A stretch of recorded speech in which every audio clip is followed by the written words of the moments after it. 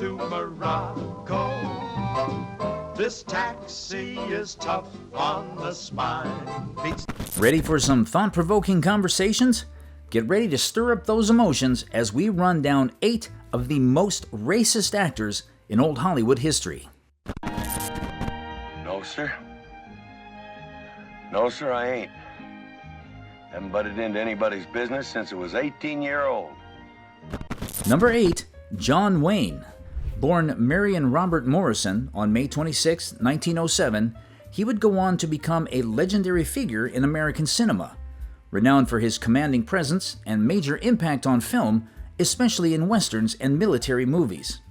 Wayne's acting career extended for over 50 years, spanning from the silent film era of the 1920s to the American New Wave movement. He appeared in 179 films and television productions, maintaining his status as a top box office attraction for 3 decades. His tough and stoic on-screen image made him a perfect match for westerns and war movies, and he became synonymous with these genres. Notable films in his career include Stagecoach in 1939, The Searchers in 1956, and True Grit in 1969. The latter earned him an Academy Award for Best Actor. As you may know, Wayne's fame was solidified during Hollywood's golden age, but despite his accomplishments, some of Wayne's personal beliefs, notably those shared in an infamous interview, have been the source of controversy and criticism. But we will get to that in a moment. First, you would need to understand that Wayne was the son of pharmacist Clyde Leonard Morrison and Mary Alberta Brown.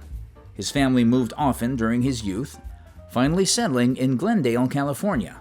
Growing up in a mostly white neighborhood, Wayne had minimal exposure to African Americans, which may have shaped his later attitudes on race.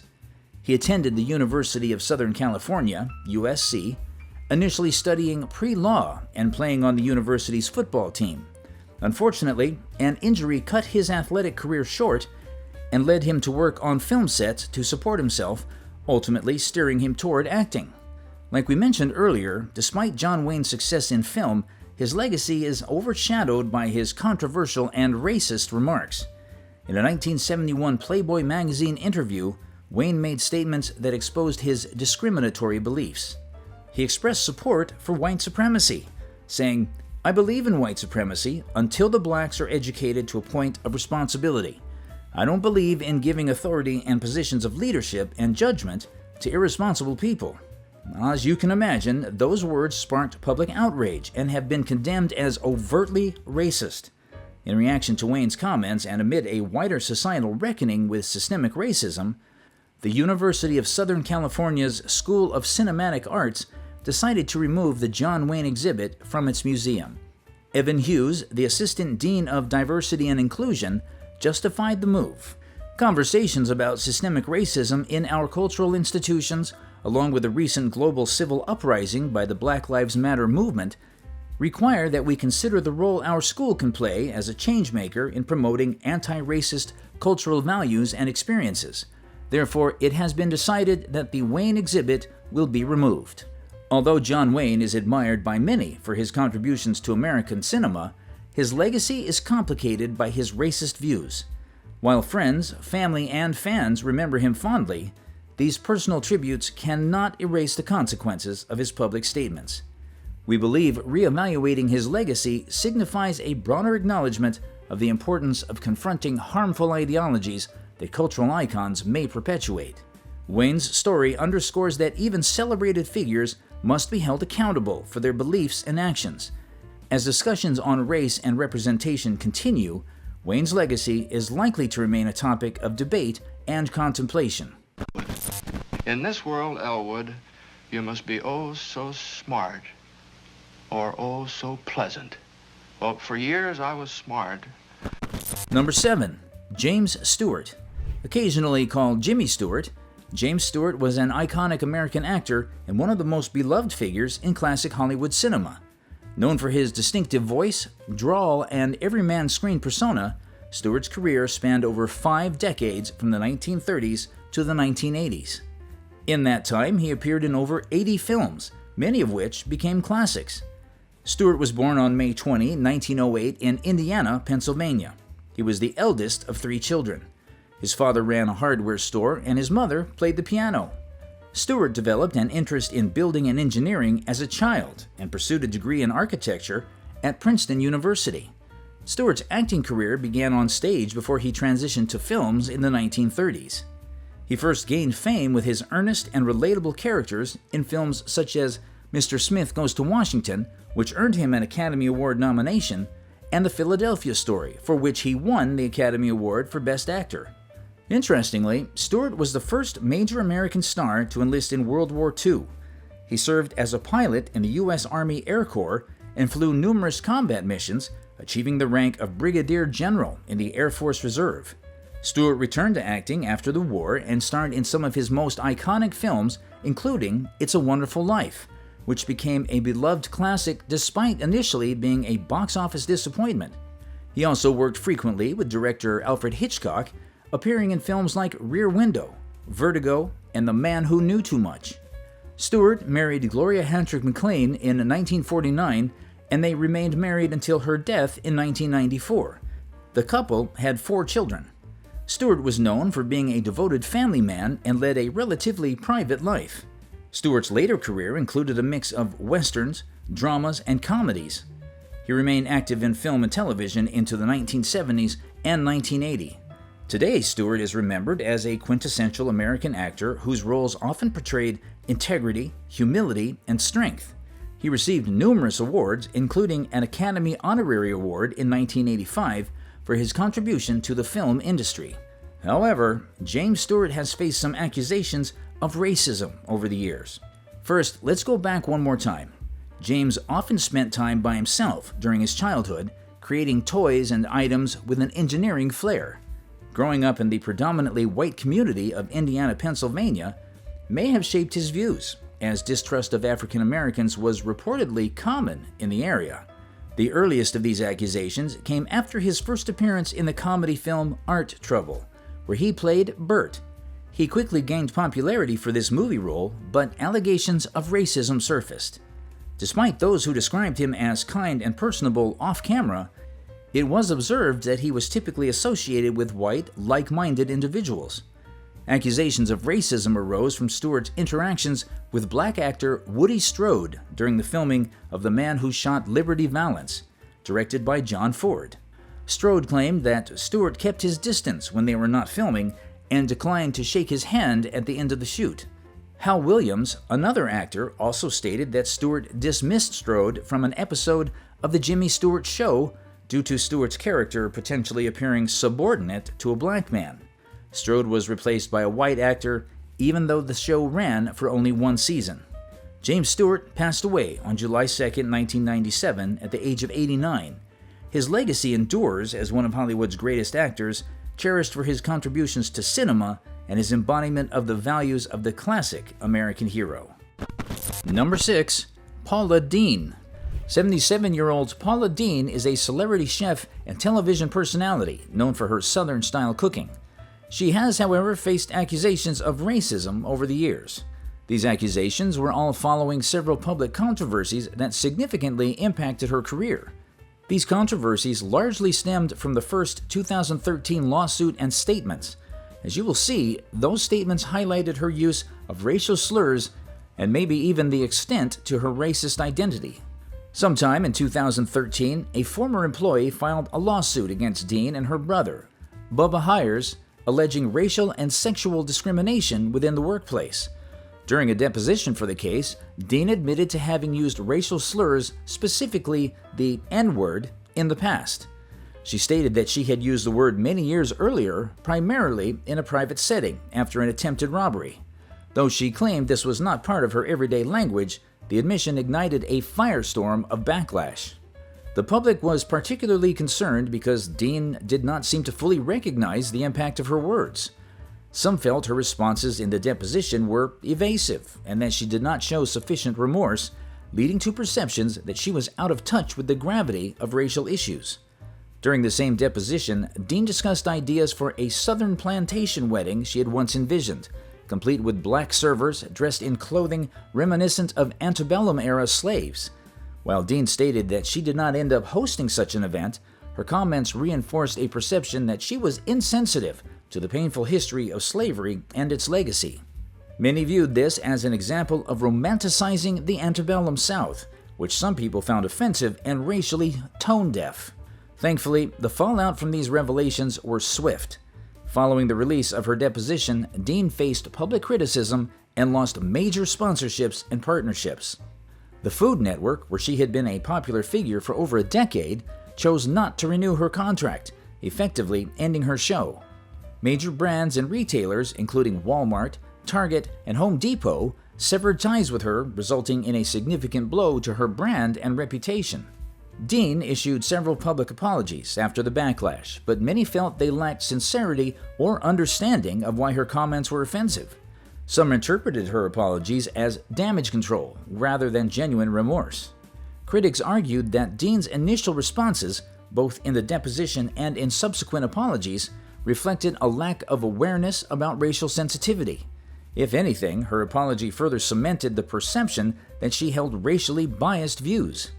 Dean's controversies surfaced during a time of increasing social awareness around issues of race and historical injustices in America. Her actions and comments were seen as part of a larger conversation about problematic depictions of the South and the casual racism embedded in some Southern cultural traditions. The combination of her comments, the nature of the lawsuit, and her public persona as a Southern cultural figure contributed to the perceptions of her as racially insensitive, if not outright racist. Since the scandal, Dean has worked to rebuild her brand and has continued to work in the culinary industry, though her reputation has been permanently affected. While some fans and supporters rallied to her defense, arguing that her statements had been exaggerated or misunderstood, many others remained skeptical, leading to a lasting controversy. My fucking office. I brought him down. Well, I'm not gonna meet that stupid fuck. What? He's nothing. Oh. Fuck off! Number 5. Don Imus. Born John Donald Imus Jr. on July 23, 1940 in Riverside, California, Don Imus grew up in a challenging environment that shaped his tough, often controversial personality. Imus and his younger brother Fred were raised on a sprawling ranch in Arizona. His family struggled financially, and Imus faced various hardships in his youth, including a troubled relationship with his father.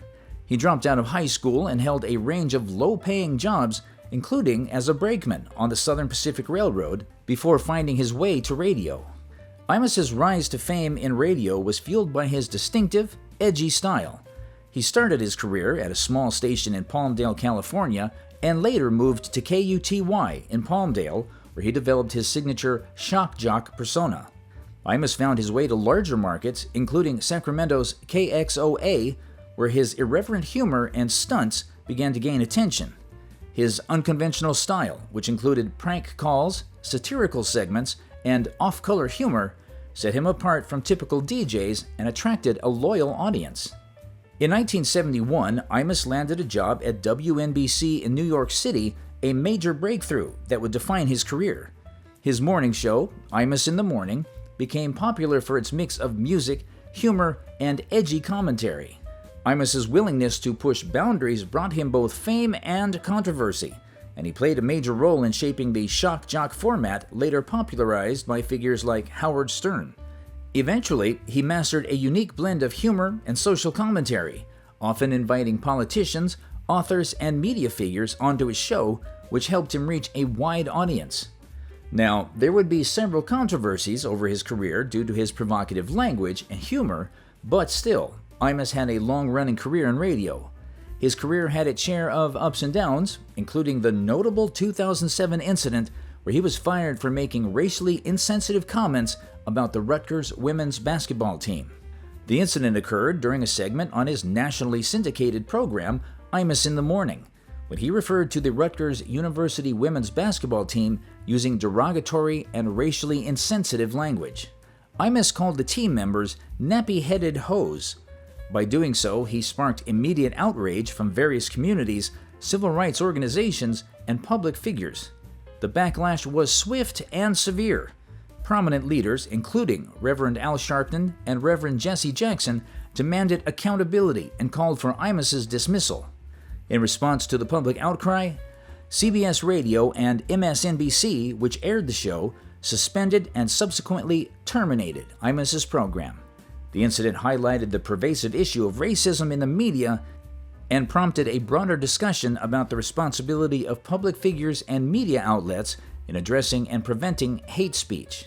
Imus's comments not only damaged his career, but also underscored the harmful impact of racial stereotypes and derogatory language. The Rutgers players, who had just finished up as runners-up in the NCAA Women's Basketball Championship, were unfairly subjected to a national controversy. The incident served as a reminder of the ongoing struggle against racism and the importance of holding individuals accountable for their words and actions in public discourse. After a hiatus, he returned to radio and remained active until his retirement in 2018. Following the incident, Imus issued multiple apologies and sought to make amends by meeting with the Rutgers team. Despite his efforts to rehabilitate his image, the controversy kind of left a lasting stain on his record. The Don Imus racism incident remains a significant example of the consequences of racially insensitive remarks and the critical need for continued vigilance against racism in all forms of media. Overall, Imus's influence on radio and pop culture was significant, and his early struggles and unique style made him a pioneer in talk radio. While his career often highlighted the line between comedy and controversy, his impact on the broadcasting industry was undeniable, ultimately marking him as one of the more influential radio personalities of his time. Number 4. Walt Disney. Born Walter Elias in December 1901, Walt Disney was an American animator, film producer, director, entrepreneur, and philanthropist. He is best known as the co-founder of the Walt Disney Company, a global entertainment empire that has had a profound influence on animation, film, television, theme parks, and popular culture. Disney's legacy is that of a pioneering visionary who transformed the entertainment industry and created beloved characters, stories, and immersive experiences that have endured for generations. Disney grew up in a large working-class family, often moving between cities due to his father's various jobs. After showing a talent for drawing and art from a young age, Disney pursued art and cartooning in high school and later briefly studied at the Chicago Academy of Fine Arts. In the early 1920s, he moved to Kansas City, where he worked for a commercial art studio and later started his own animation company, Laugh-O-Gram Studios, which eventually went bankrupt. Undeterred, Disney moved to Los Angeles with his brother Roy, and together they founded the Disney Brothers Studio, which eventually became the Walt Disney Company in 1923. It was here that Disney began creating animated cartoons, and he quickly made a name for himself as a skilled animator and storyteller. Walt Disney's major breakthrough came in 1928 with the creation of Mickey Mouse. With Disney providing Mickey's voice, the character debuted in Steamboat Willie, one of the first animated films with synchronized sound. Just know that it was a groundbreaking achievement at the time. Mickey Mouse quickly became a cultural icon, and Disney's studio gained success with other characters like Minnie Mouse, Donald Duck, Goofy, and Pluto. Throughout the 1930s, Disney pushed the boundaries of animation with a commitment to quality and innovation. His studio introduced color in animated shorts with the Silly Symphonies series. They won an Academy Award for Flowers and Trees, notably the first full-color cartoon. Then came the feature films. In 1937, Disney released Snow White and the Seven Dwarfs, the first full-length animated feature film. Despite skepticism, Snow White became a massive success, proving that animated films could be financially and artistically viable. This success funded Disney's next ambitious projects, including Pinocchio, Fantasia, Dumbo, and Bambi, establishing Disney as a leader in animation. Disney's commitment to quality storytelling and technical innovation continued throughout his career. His studio expanded into live-action films and nature documentaries in the 1950s, and Disney embraced television as a new platform, launching shows like The Mickey Mouse Club and Disneyland. His company also pioneered the concept of merchandising, creating toys, books, and other products featuring Disney characters. Disney passed away from lung cancer on December 15, 1966, at the age of 65. He left behind an enviable legacy, really. However, there is this negative perception that has persisted over the years, and it highlights the notion that Walt Disney may have held racist views. Disney's legacy has been scrutinized through a modern lens, and while there's no clear evidence that Disney himself held explicitly racist beliefs, elements of his work and certain choices he made have led some to believe his legacy as racially problematic. Disney's early films often included racial stereotypes that were common in Hollywood at the time, but are now understood as offensive. One instance would be in Dumbo. The 1941 film features a group of crows led by a character named Jim Crow, who embodied the stereotypical traits associated with African Americans of that era. Similarly, Song of the South, a live-action and animated film set in the post-Civil War South, has been criticized for its idealized depiction of plantation life. Many now view it as glossing over the harsh realities of slavery and racial oppression. Due to its controversial content, Disney has not released Song of the South for home viewing in the United States since the 1980s, and the film remains a sensitive topic in Disney's history. We can't forget the allegations from former employees and associates. Some former Disney employees and individuals associated with the studio have claimed that Disney held discriminatory views. Animator Art Babbitt, for example, who worked on Fantasia, claimed that Disney expressed anti-Semitic sentiments. Other accounts from Disney's associates suggest he was indifferent or dismissive toward racial issues. There have been long-standing claims that Walt Disney was anti-Semitic, partly because he had connections with organizations and individuals associated with anti-Semitic views. For one, he attended meetings of the Motion Picture Alliance for the Preservation of American Ideals. This organization was known for its anti-communist and conservative leanings. However, some of his closest colleagues and friends, such as the Jewish animators he employed and worked closely with, have stated they did not observe any anti-Semitic behavior from Disney. At the end of the day, Disney was a product of his time, working in an era where racism and racial stereotyping were widespread and normalized, particularly in Hollywood. Many of his decisions, such as casting choices and certain portrayals in films, reflected the dominant attitudes of the mid-20th century America.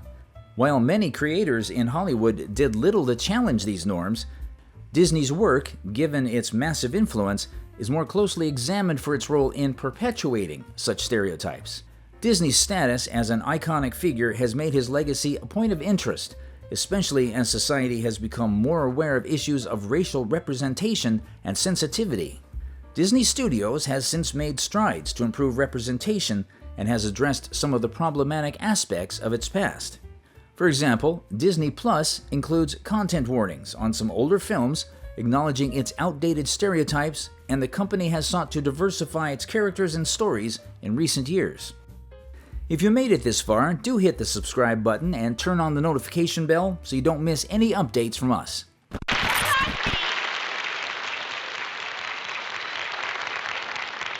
Excuse me, are you the owner of this place? Owners don't carry brooms. Number 3. William Froley. William Froley is most recognized for his memorable performance as Fred Mertz on the cherished classic television series I Love Lucy. However, many people are not aware that Froley had a diverse and lengthy career in the entertainment industry prior to becoming linked with this character. William Froley had a long and varied career in entertainment that spanned vaudeville, film, and television. Born on February 26, 1887, in Burlington, Iowa, Froley developed an early love for performing.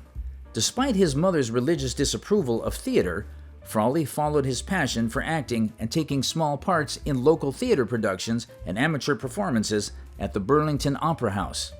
He initially worked a series of odd jobs, including as a stenographer for the Union Pacific Railroad, before moving to Chicago to pursue vaudeville.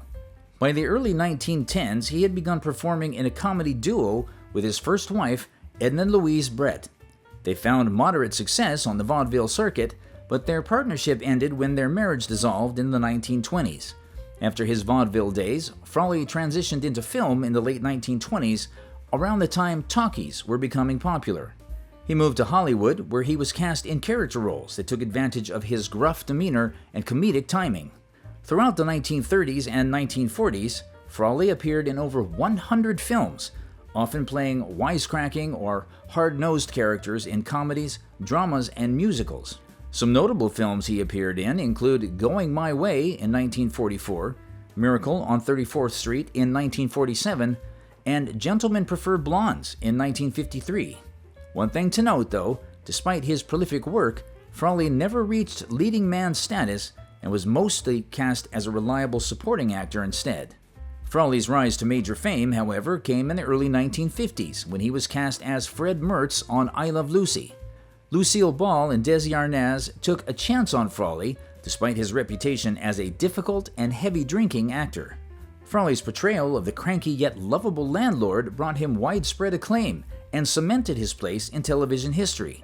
His chemistry with co-star Vivian Vance, who played his on-screen wife Ethel, was a standout part of the show, even though the two famously clashed off-screen.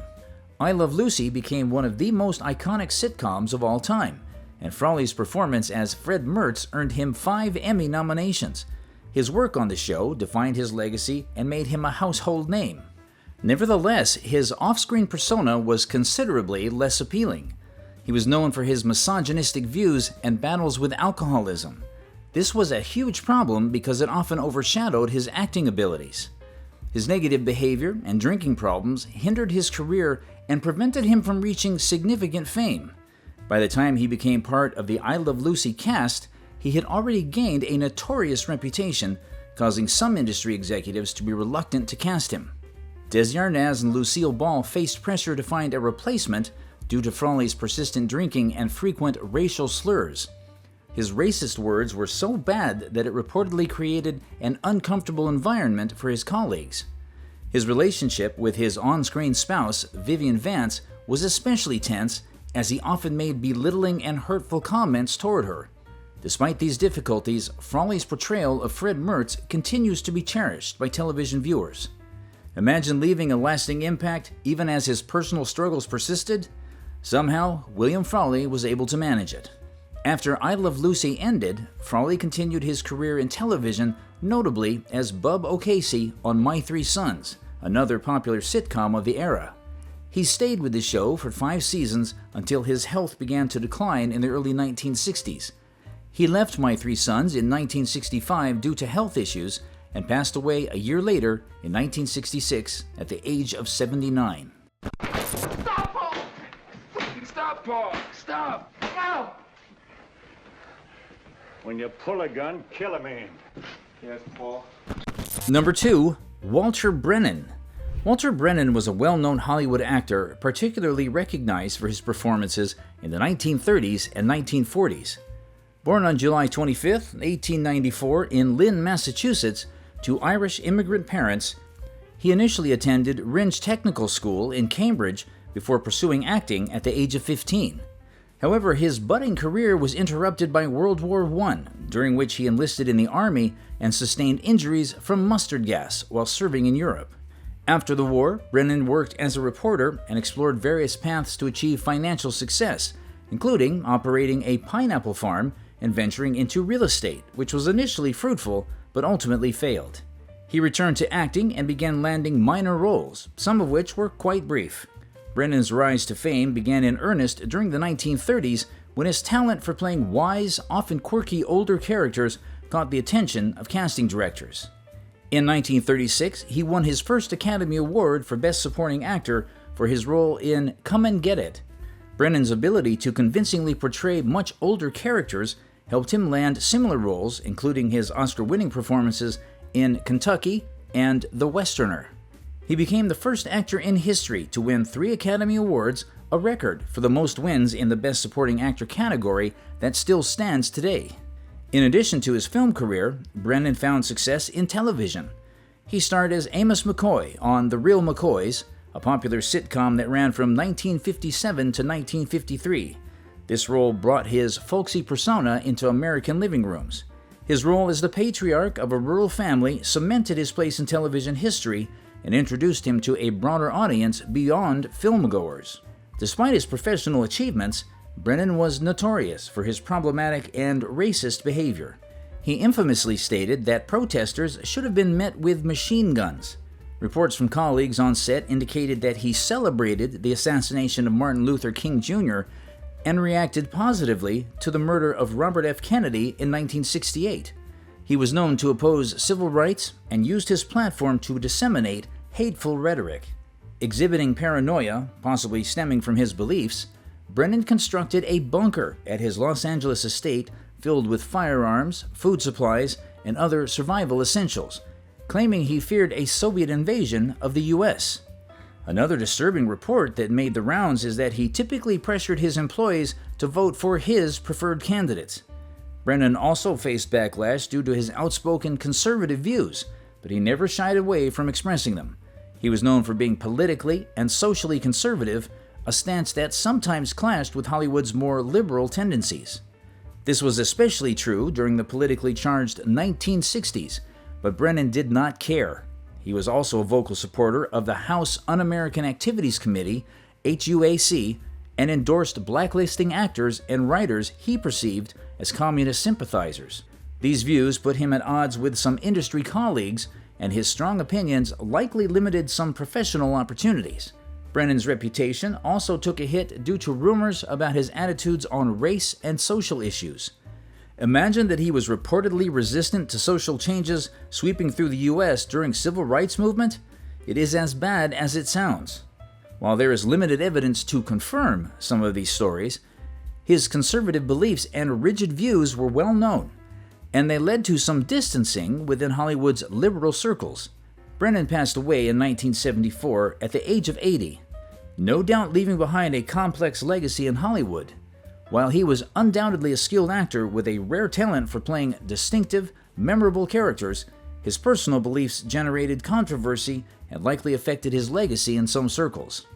Nonetheless, Brennan remains a celebrated figure in film history, with a body of work that demonstrates his versatility and unique screen presence, solidifying his place as one of the most honored character actors in Hollywood. Off on the road to Morocco. This taxi is tough on the spine. Number 1. Bing Crosby.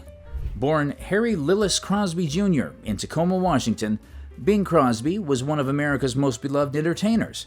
He was a pioneering singer and actor whose career spanned music, radio, film, and television. In time, he became one of the most influential and popular figures in American pop culture from the 1930s through the 1950s.